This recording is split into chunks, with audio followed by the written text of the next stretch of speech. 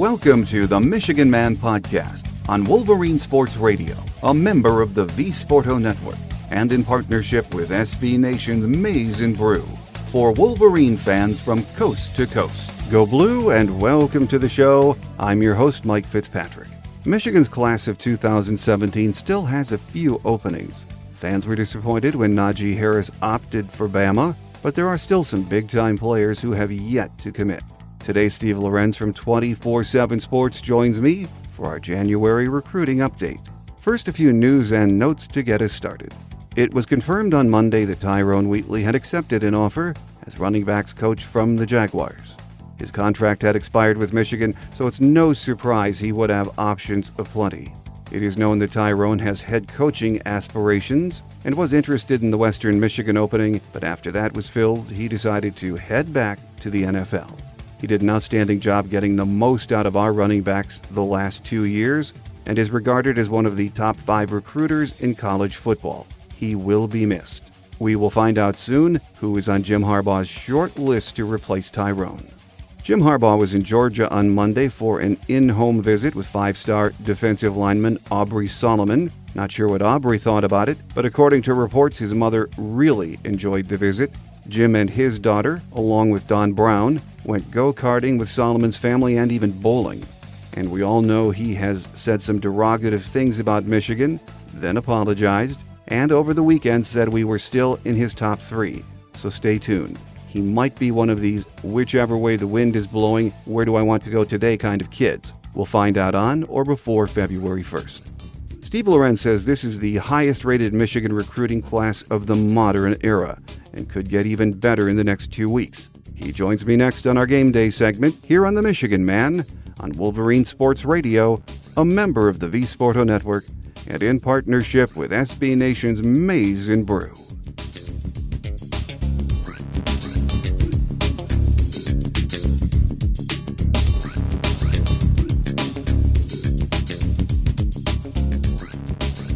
Back with us on our January recruiting update as we get ever so close to National Signing Day is Steve Lorenz from 24/7 Sports. Great to have you back with us, Steve. Thanks, Mike. Appreciate it as always. Well, as I just mentioned, we are 2 weeks away from National Signing Day, or if you're in these parts, Signing of the Stars at Michigan. Sounds like another big media day for Michigan football, Steve. Yeah, and they're doing it in Chrysler this year, which is, I think, something that a lot of people kind of predicted after how last year went. You know, I think it's a great day. I think it gets the fans involved. It gets the kids get a little taste of what Michigan's all about, at least the ones who have enrolled already. It gives the media another opportunity to cover some of these kids too. They usually make a lot of them available. The early enrollees, they make them available after the event. And of course, you never know who they're going to pull out of the woodwork celebrity-wise to be there this year. I think I read that Ric Flair's back again, so that'll be cool. But I think it's neat. It's unique again, which is what Harbaugh's been all about, and it's something I think more than anything. I think it is. I think it's a nice day for fans and students who maybe want to get involved or get a chance to learn about what the new class is. I mean, we're all diehards. I do this every day, but there are a lot of people out there that I still think there's a pretty sizable population that is sort of the pick up the newspaper the day of signing day and see who Michigan's got coming in, and for some of those people maybe that are around Ann Arbor, gives them a first-hand chance to kind of check it out. Well, it's a big day. It's fun for the kids. As Jim Harbaugh said, let them have their big day. You don't get too many of those in life. Other than that, I think it also pays dividends for your next recruiting class because you've got these other kids in the class of 2018 out there watching it, and they love this stuff. Yeah, and I think it's another showcase.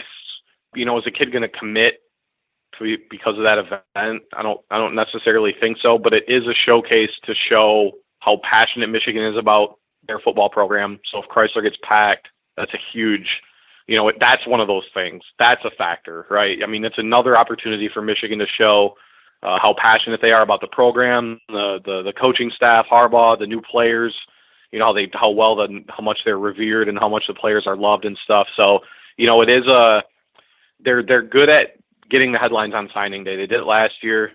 We'll see if they do it again this year. But in that regard, I think Michigan, they get on the front page. And, like I said, last year, they ended up sweeping with Rashawn and Lavert Hill and Devin Asiasi. I don't necessarily know if it'll be the same this year, but either way, they're still going to be talked about on National Signing Day nationally. Well, let's talk about some of the recruiting stuff that's been in the news lately, and back up a week ago to the Najee Harris adventure. It, of course, ended with him showing up in Birmingham for the start of winter semester. From what you hear about the whole situation, Steve, and it got stranger as the weeks went by, did Michigan really have a good chance to get him right up to the end? Yeah, I mean, people, it's kind of one of those things where, like, he was technically committed to Alabama, and then he never really uncommitted or decommitted from Alabama, and then he signed with Alabama. So there'd be people out there that'll say, oh, well, he was going to sign with Alabama the whole time.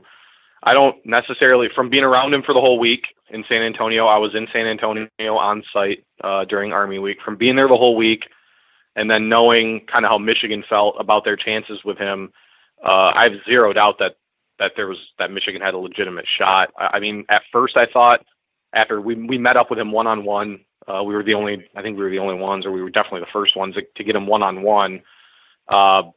I thought he had already made his mind up, regardless of where he was going.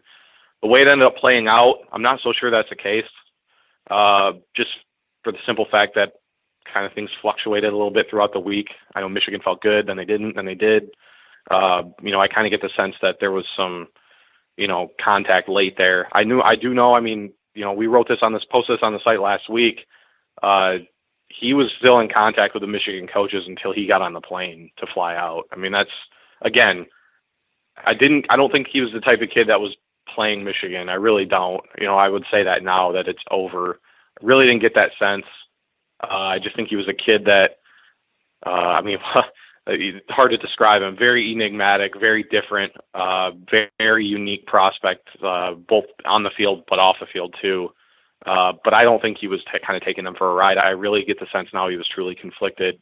But you can't blame him for going to Alabama. I mean, in 4 years he's going to be a pro, and that he's probably going to have a really productive career there. And so at the end of the day, it's kind of hard to blame a kid of his caliber for wanting to play down there. But no, I mean, I definitely believe that Michigan was in it until the very end, really, maybe literally the very end. Well, there are still some big-time kids who are uncommitted and have Michigan's interest. One of those is Nico Collins from Pinson, Alabama. Michigan had an in-home visit with him on Thursday, and he would be another nice addition at wideout, wouldn't he, Steve? Yep. This one looks like a two-team race. It's our good old friends from Georgia are kind of back in this one again. They've always kind of been around. It was kind of Georgia, Alabama, Michigan for a while. I don't really think Alabama is recruiting him super, super hard at this point. I do think it's going to be either Georgia or Michigan. And I think Georgia is probably trending right now. I mean, they've made a late push here the last few weeks or so with just heavy contact and stuff. And Michigan's hasn't been able to go in home with him yet as far as Jim Harbaugh. Now, Tim Drevno went down there last Thursday. Jim Harbaugh's had his child, John, little John or Harbaugh. So he was actually grounded for the last part of last week, and I believe today is his first day on the road. So Harbaugh will still have his in-home visit. The one thing that's interesting is Collins is actually flying out to Hawaii for the Polynesian Bowl, which is another kind of all-American game. So he'll be in Hawaii for, I believe, the duration of the week. So Michigan and Harbaugh specifically won't be able to go in home with him until sometime next week, which really doesn't matter. I mean, he's not going to decide till signing day. So it might be a good chance for Michigan to, formulate a plan or get things in order before they do set that in-home visit. But it's going to be Michigan or Georgia. My crystal ball is still on Michigan, but this one's close. I mean, this one really, right now in my mind, it could be an either or. I do know this. Michigan led big for a long time. They would be losing a battle that they were well in front of for a while if Collins signs with Georgia. So it'd be a disappointment. But with Tariq Black and Peoples-Jones already on campus and Brad Hawkins, who's really kind of been a forgotten guy in this class, his film out at prep school is awesome. I mean, I think they have 3 legitimate wide receivers already signed and ready to go. So Collins, while he'd be an awesome addition, I mean, there's no doubt about it. I think he's probably even better than what we have him ranked. They still have signed a really great wide receiver class this cycle. Well, another recruiting adventure has been five-star defensive tackle Aubrey Solomon from Georgia. Still has Michigan in his Final Four, according to him over the weekend. What do you think about the odds of reeling this kid in? Talk to me on February 1st at like 10:30. I don't know. No, it's kind of shaping up to be one of those. I know Ryan Bartow, our national guy, got some great scoop following the Army game that Michigan was actually in really good shape with Solomon, which is less than 48 hours after he posted a video online saying F Michigan, for lack of better phrase there. I mean, That's literally what he said on the video.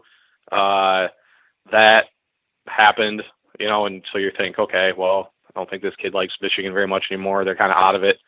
Nope, not the case at all. I mean, and that's kind of funny because Michigan feels the same way. I think Michigan thinks they're right in it. Jim Harbaugh is actually going in home with Solomon today, which is very significant because the head coach only gets one in home.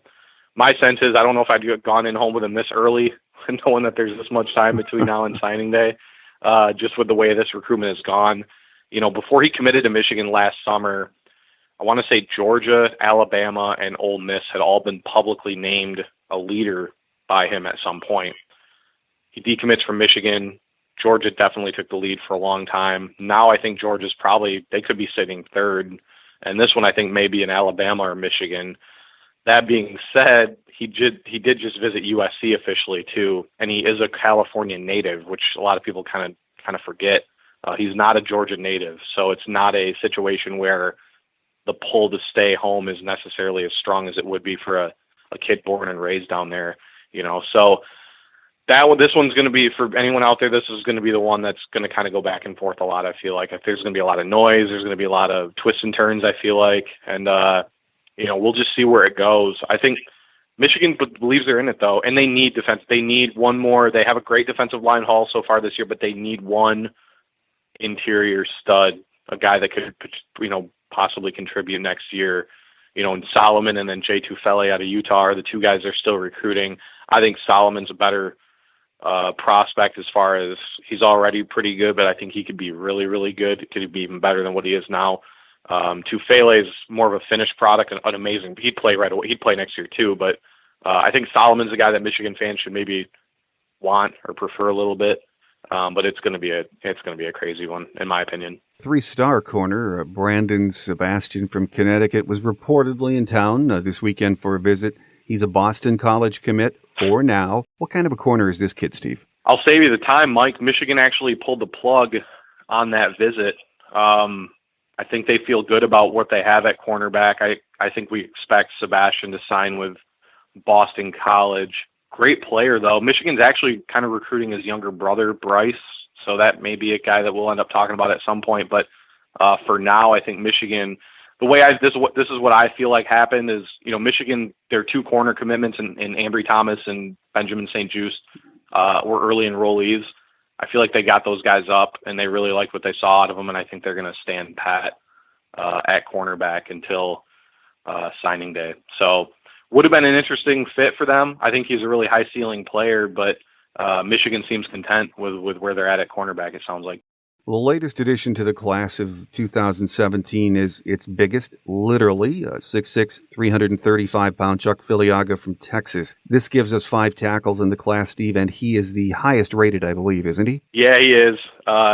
So Chuck was in San Antonio for the Army game. I got to spend a lot of time with him throughout the week, and I think I tweeted it not too long after he committed. He's a great fit for Michigan on the field, but he's also a great fit for them off the field. One of the things for 24/7, we kind of had like a unlimited access type situation for the Army Bowl, so we were like able to be on the field with them while they were practicing. Whatever we wanted. I mean, I literally stood in the huddle like for a play. Like that's how great of access we were given.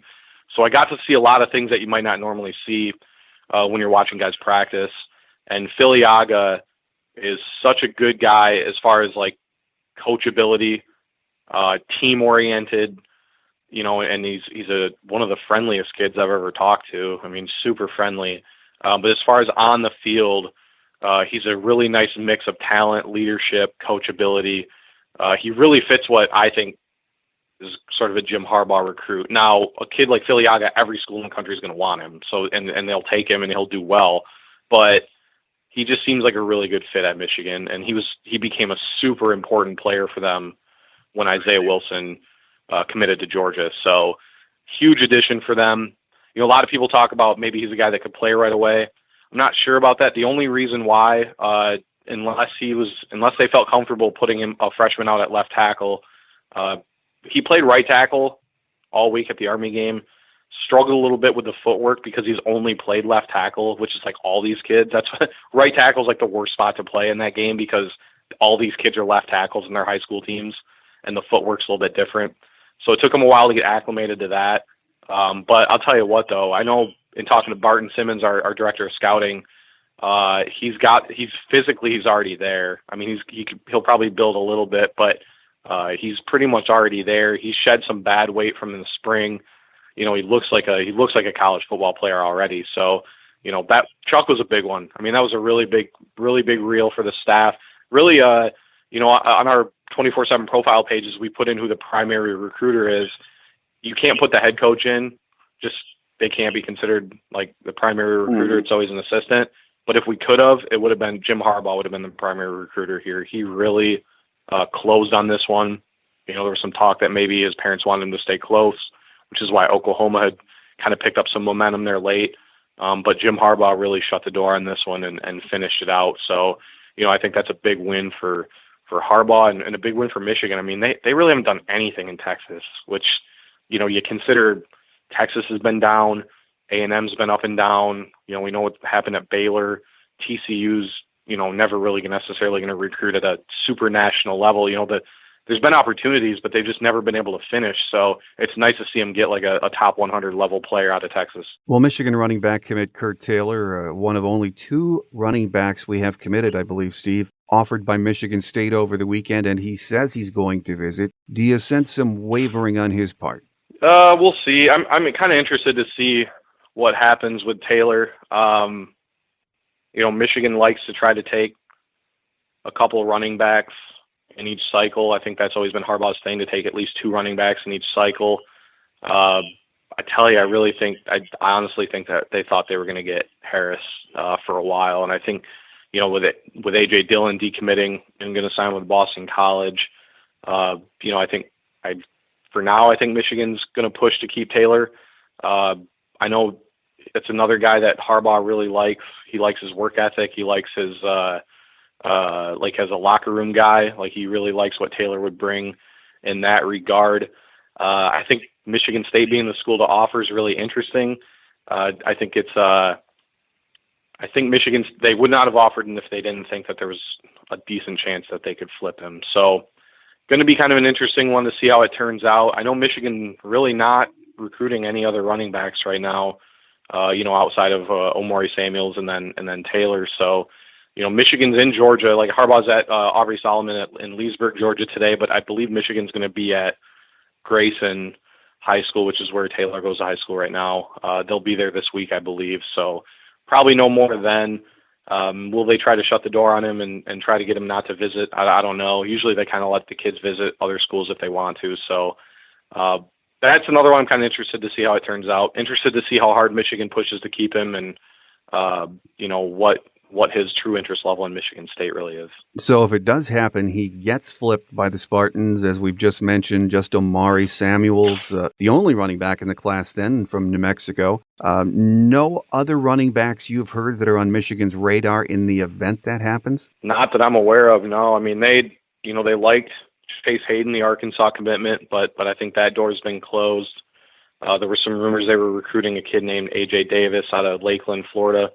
I don't believe that's really happening. So if Taylor was to flip to Michigan State, I feel like as of today, I would feel like Samuels may be the only guy they sign in that class. But, you know, you think Kareem Walker redshirted last year, Kingston Davis redshirted last year, Higdon still has a few years left to go. So does Chris Evans. I mean, so it is a situation where they are actually pretty deep and young at the position.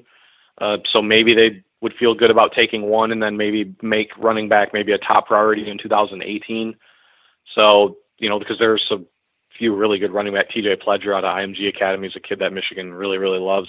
It could be a situation where they focus all their efforts on a big timer in 18 and tell that guy, like, hey, you're the guy for us in this class. So interested to see how it turns out. But no, I mean, we're kind of explicitly told they weren't really recruiting anybody else's position right now. With us on our game day show this week as we update January recruiting is Steve Lorenz from 24/7 Sports, just 2 weeks away from National Signing Day. Steve, the dead period ended on Saturday, so the coaches can hit the road to make visits for the next 2 weeks, can't they? Yeah, they. I think they were actually could get on. They were on the road last week for a little bit too. I think it was like Thursday. Interestingly enough, because there's so few spots left, or really kind of a concentrated group of guys that are recruiting.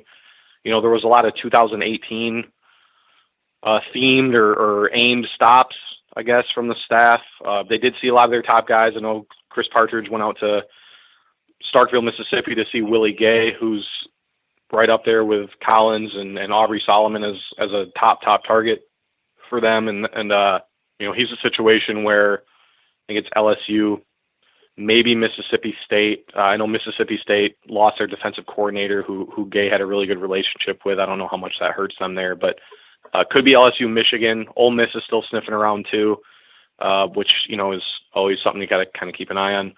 So, that'll be interesting, but really it's kind of been a mix of, dotting the I's and crossing the T's with the 17s, but also some big 18 stops too. And I think you'll see more offers go out here in the near future, and I think you'll get a better idea of who some of the players in next year's cycle that Michigan's highest on. Well, 11 players from this class, the class of 2017, are early enrollees, so they're going to be taking part in spring practice, off-season workouts. Who of this group right now would you expect to compete for playing time in the fall, Steve? Well, definitely Donovan Peoples-Jones. He's just that good. I mean, Michigan loses Darbo, they lose Chesson. So there's opportunity on the outside. I mean, Drake Harris, Mo Ways, Kakoa Crawford, Eddie McDoom. I mean, that's some experience there, but not really a lot of proven production. So, I think it'll be a little bit of a blank slate at receiver next year. And I think Peoples-Jones, obviously, I mean, if you're from Detroit, you've seen, like, anyone who's listening probably has at least an idea of what kind of player he is. So, that you can just see it for yourself. I mean, his athleticism is off the charts. So, it'll be really interesting to see what he comes out and does the first year. Wide receiver can sometimes be a little bit of a tougher position for a first-year guy, but, I mean, he's different. I mean, he's one of the best prospects that the state has ever really produced, in my opinion. So, really interested to see what he does. Cesar Ruiz, too, big one. Another college-ready offensive lineman, in my opinion. He played at the IMG Academy for 2 years. I think that really helped him get both physically, mentally prepared for the college game. Michigan, we know what the situation is in the offensive line. I mean, they graduate Kalis and Braden and Magnuson. So they'll need production next year from some guys that haven't really done anything. I think I don't know how bold of a prediction it is, but I kind of think he could be a 4-year starter for them. I mean, he's a wall in the middle. Now, will he play at center right away? I don't necessarily know. He could maybe play one of the guard positions. What Michigan can do whatever they want with Ben Bredesen. That's where some of the value is with him. Is he's a guy that could end up really anywhere next year. So. They'll put the best 5 out there, and I think there's a decent chance that Ruiz could be one of the 5 best. The other one is Ambry Thomas. Now, with Stribling and Lewis out, there's Lavert Hill, there's David Long, Keith Washington, Brandon Watson are some guys. But Thomas is a guy that I don't necessarily know if he'll come out and play cornerback right away, but I do know that Michigan would really like to get the ball in his hands on special teams, actually. Super explosive player, another Detroit prospect that Michigan had to fight tooth and nail for. I don't really think people realize that Michigan State really, really tried to make a push late, even after Thomas had verbally committed to Michigan. So, that was really big for them to get him on campus and officially get him enrolled. So, Thomas is a guy. Thomas reminds me. I don't want to put too much on his shoulders. He kind of reminds me of a little bit longer, bigger Jordan Lewis type player. the way they looked in high school is so similar. I mean, I remember thinking that Lewis was going to be a great player in college. You could just sense it with him. I kind of get the same sense with Thomas. He's just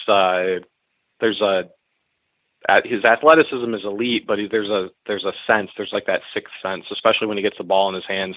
And a lot like Lewis, I know when Lewis was first recruited by Michigan, I always would have loved to have seen him play on offense because I always thought he was a super explosive player. You saw it a few times when he on the kickoff returns, he'd make plays he'd make something out of nothing. I think Thomas is a similar player there. So really interested to see. He'll eventually play cornerback, obviously, but I'm really interested to see what Michigan does with him in the other two facets of the game because I think he could be a guy that could play. I don't want to say all three facets, but possibility. It's definitely within him to do it. So those are kind of the three guys I kind of look at. Jalen Kelly-Powell will be interesting too. I think he was a really important commitment because he's a perfect fit for Don Brown's defense. So Kelly-Powell probably would have gone to Michigan regardless of who the defensive coordinator was. But he is a perfect fit for Don Brown's defense for a couple of reasons, because you can drop him back to play safety. You can line him up in the slot to play cornerback against like a running back or a fullback type. But he plays the run so well. And so they'll be able to use him in so many different areas. They'll be able to blitz him. They'll be able to drop him back. They'll be able to put him on the outside. I couldn't really tell you how much of a better fit that they could have found in a guy like him. So if he comes in, looks good, performs well, he's a guy, there's a lot of questions at safety especially and some at linebacker. He's a guy that could see some snaps too. Well, aside from recruiting, Steve, last week it was announced that Pep Hamilton would replace Jedd Fisch on the staff, another NFL guy, with the additional title of assistant head coach. So it would appear another great hire for Jim Harbaugh. It's a huge hire. Jedd Fisch did a lot of great things at Michigan, but it's hard not to argue that they didn't get better with this hire. You're talking about a guy in Hamilton who less than 2 years ago, I think it was like NFL.com had him as like the second or third hottest name in football as far as coaching goes. The Cleveland Browns stunk, but they were going to stink no matter who, was coaching there. So I don't, you get like, I guess we'll just call them like Facebook commenter types who say, well, this guy came from the Browns. Like, how good can he be? But no, this huge hire. He's worked with Harbaugh in the past too, which is always a great plus. We've seen it with other guys like with Drevno and Madison and stuff. So I think is a massive hire.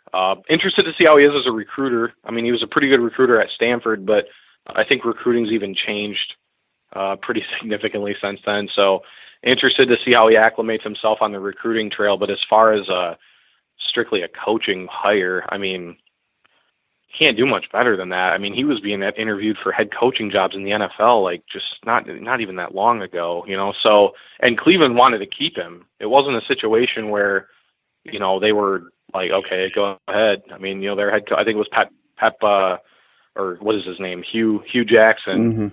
Mm-hmm. He was, made public comments about how much they were hoping to keep him. So, if that doesn't tell you a lot, they hire away a guy that an NFL franchise was hoping to keep. That's in a high position too. He's not like an analyst or a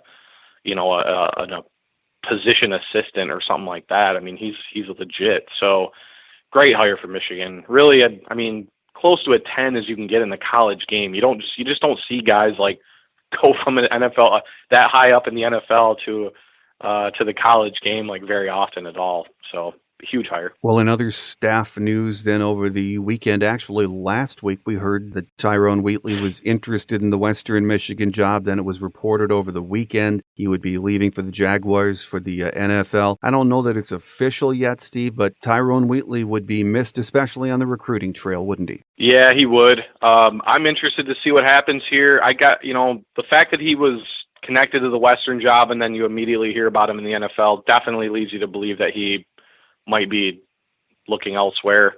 Kind of hard to deny that. He was very hard after the Western job, and didn't get it, which I think was kind of a mistake on Western's part. We'll see how, I think, was it Tim Lester's the guy they hired? Mm-hmm. I think Wheatley, really, like you said, I think recruiting, especially at a school like Western, is huge. Would have been a home run hire for them to give Wheatley his first shot at a head coaching job. So, I'm interested to see how it turns out. If by chance Michigan can get him to stay, yeah, that's a huge win for them, because he is. I think right now, I believe Wheatley's Michigan's highest ranked recruiter in our system. It's either him or Partridge. I mean, both of them are way up there. But Wheatley's connection to the program, his status as, sort of a legend, and the work that he's done to the running backs. I think, Devion Smith got a lot better. I think he kind of maxed out. I think Wheatley maxed out Smith's abilities, and you see what Chris Evans did in year one. It's hard not to, like what he's done from a coaching standpoint too. So kind of a peculiar situation, as a guy with as much history and as much, connection, such a deep connection to the program as he's had, to kind of get the sense that he might, be actively looking, to go elsewhere. So, but it would be though. He did I say this, Wheatley was probably the MVP of what Michigan did in the Detroit area this year. Would some of these guys have committed to Michigan either way? It's hard to say. But he was the primary driver behind, like Ambry Thomas or Donovan Peoples-Jones or Jeraymond Hall, who enrolled early also. So, he was really big in those recruitments. That's what's put him up at near the top of the recruiter rankings. So, I think it'd be a pretty significant loss. I mean, Michigan's shown that they replace any loss with a great hire. We just talked about one, but Wheatley, it's a little bit different, I think, just because of, how highly he's revered, by Michigan fans and just by the program in general. This would be a big loss, but we'll just have to wait and see how it plays out. Looking ahead, though, Steve, have you heard of a start date for spring practice yet? I have not, actually. Try to say it'd probably be late March, early April. I mean, that's usually about the time it is. I don't know if they've set that or not yet.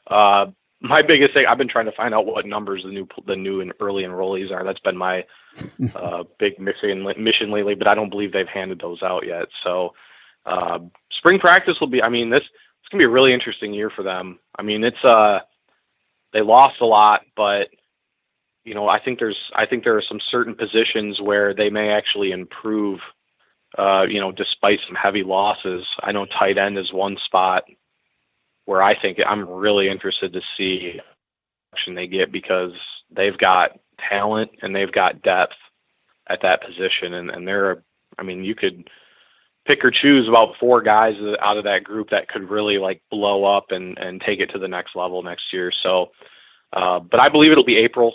I'm guessing. That's just a rough guess. So at this point, I don't believe they've said it yet. Well, final question for you, Steve. I think it was right after National Signing Day or Signing of the Stars. Last February, the gym came out and said, hey, we're going to Florida, IMG Academy for practice.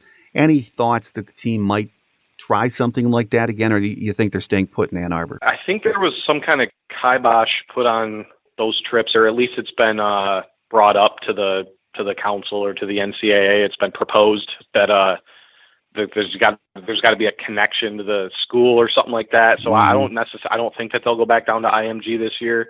I think it's a shame. I think it's ridiculous with what else goes on the recruiting trail that never gets written about. That the NCAA would come down on a stupid rule like this, where I think if you talk to the players on the Michigan team, I think they'd tell you that that trip was hugely beneficial for them. Then they were able to enjoy their spring break. There was that, I think, fake idea that the argument that, that they weren't able to enjoy their spring break like a regular college student. I just think that was a kind of a BS line to, try to drum up some sympathy for those who wanted to overturn that stuff. So, again, it amazes me. You see, like I said, you see what goes on behind the scenes that never gets written about, that everybody knows about. Yet here's, Michigan doing some out of the box thinking, completely within the rules. And those are the things that are getting immediately changed up, or immediately, with the satellite camps, it's the same deal. There is nothing wrong with Michigan going and doing all these satellite camps. If anything, they help out other schools. It helps out the prospects. It's kind of comical to me. I mean, anybody wants to read, Greg Doyle from the Indianapolis Star did a great article last year about, Michigan satellite camp in Indianapolis and how it helped like a young offensive lineman, or I don't think he's young. I think he was going into his senior year. Ended up getting him preferred walk-on offers from Ohio State, Michigan, and then he ended up getting a scholarship from, I can't remember what school it was, but I believe it was a school that attended the satellite camp. And I know that there are other examples of that. I got the sense that Michigan took advantage of these things when they knew they could. I think they figured that there'd be some kind of, they'd have a limited window, I guess, to try to do that. That's why last year they took so many satellite camp trips. I kind of get the sense, that was one of the reasons why, is that they knew that there'd be some kind of backlash or crackdown on it. So I don't think they're going to IMG though. I haven't been told they are, and haven't been given any indication that they are. So we'll see where it goes. As of now, I think that they'll probably stay in Ann Arbor, or it'd end up having to be somewhere pretty close, is kind of what the gist of it is. Well, after National Signing Day, we'll see when the plans are announced for spring practice, just what they are. So it's going to be an interesting couple of weeks, as we know, wrapping up the class of 2017. My guest today is our go-to guy for Michigan recruiting, Steve Lorenz from 24/7 Sports. Steve, as always, my listeners look forward to your updates, and we hope to get you back on right after National Signing Day and wrap up this class of 2017. So, as always, we appreciate your time and look forward to that next visit. Thanks a lot, Mike. It's always a great time. Basketball and hockey news is next on Quick Hits, here on The Michigan Man on Wolverine Sports Radio, a member of the V Sporto Network, and in partnership with SB Nation's Maize and Brew.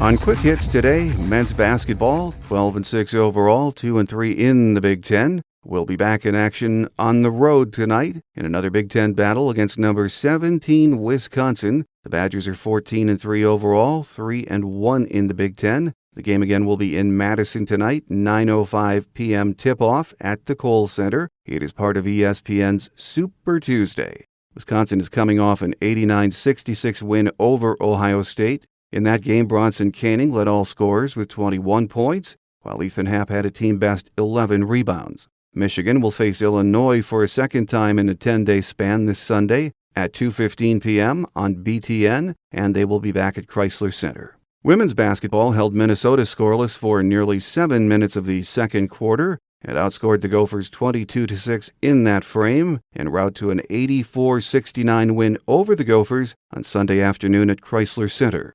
Michigan had 4 players in double figures, led by sophomore Hallie Tome's second straight double-double of 20 points and a career-high 17 boards. Junior Caitlin Flaherty turned in 22 points, including 6 three-pointers with 2 rebounds and an assist. Freshman Kizray Gondrazik had 17 points, 3 assists, and 3 boards, while senior captain Sierra Thompson recorded 12 points, 4 boards, 7 assists, and 2 steals.